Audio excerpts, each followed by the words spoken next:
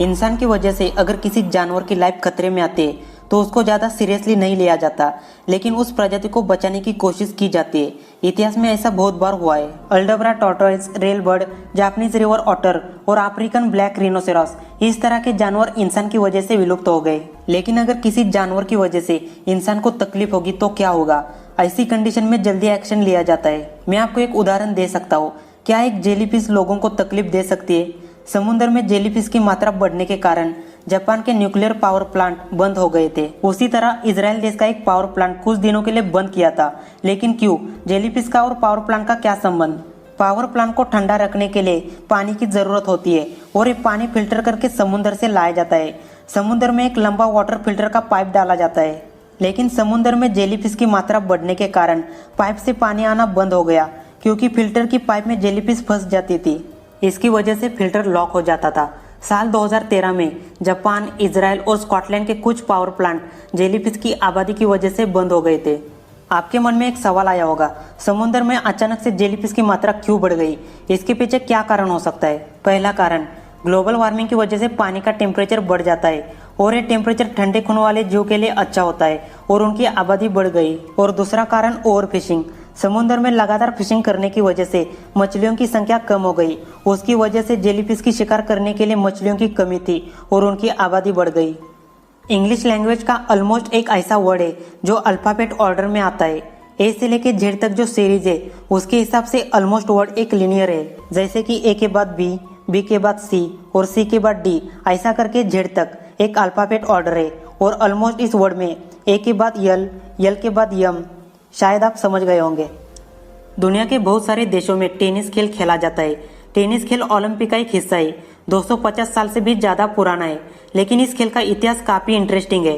250 साल पहले इस खेल की शुरुआत हो गई, तब उसे टेनिस नाम से नहीं जानते थे। आपको एक अजीब बात बताता हूँ, शुरू में खेल खेला जाता था, लेकिन ना उनके पास कोई रैकेट था और ना किसी प्रकार का नेट। आपको यकीन नहीं होगा, रैकेट की जगह लोग हाथ से बॉल को मारते थे और इस खेल को जेऊदे पाओमे नाम से जाना जाता था। आपको ये नाम भी थोड़ा अजीब लगता होगा। आज हम इस खेल को टेनिस नाम से जानते हैं। साल 1908 में जेऊदे पाओमे इस खेल को ओलंपिक में खेला था, लेकिन साल 1908 के बाद किसी भी ओलंपिक में दोबारा इस खेल को नहीं खेला। लेकिन इसका मतलब ये नहीं कि खेल ओलंपिक से बाहर गया। आज हम जिस खेल को मॉडर्न टेनिस नाम से जानते हैं उसका ओरिजिनल खेल जेऊदे पाओमे था।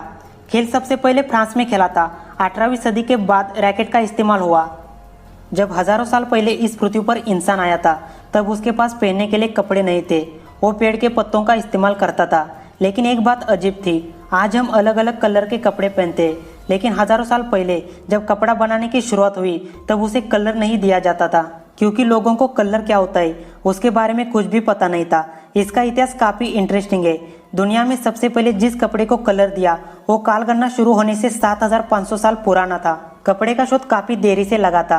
पृथ्वी के अलग अलग महाद्वीप में रहने वाले लोगों के पास कपड़ा बनाने की टेक्निक नहीं पहुंच पाई, क्योंकि समुद्र के उस पार जाने के लिए कोई भी मशीन नहीं थी। इसलिए एक महाद्वीप के लोग कपड़ा पहनते थे और दूसरे महाद्वीप के पेड़ के पत्तों का इस्तेमाल करते थे।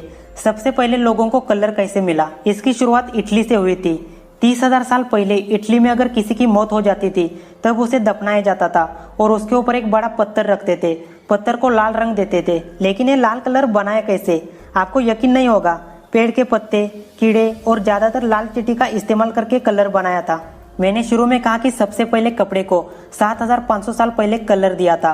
वो कलर भी नेचुरल था, मतलब पेड़ की जड़ों और फूलों से बनाया था। कपड़े के ऊपर ज्यादा दिन तक कलर नहीं रहता था। कुछ ही दिन के अंदर कपड़ा फिर से सफेद दिखता था। जब अखंड भारत था तब 3000 साल पहले मोहेंजोदारो संस्कृति में कपड़े को कलर दिया था। आज की कंडीशन में हमारे पास नेचुरल कलर है और इसका इस्तेमाल करके हमने और भी ज्यादा कलर बना के अलग अलग रंग के कपड़े पहने। फॉक्स टॉसिंग खेल का एक प्रकार है, लेकिन आज के वक्त खेला नहीं जाता। 17वीं और 18वीं सदी के शुरू तक खेला जाता था। खेल की शुरुआत यूरोप के कुछ हिस्से में हुई थी। लेकिन फॉक्स टॉसिंग मतलब क्या, आप समझ गए होंगे। लोमड़ी को हवा में उछाल देना। आपको ये खेल काफी अजीब लगेगा।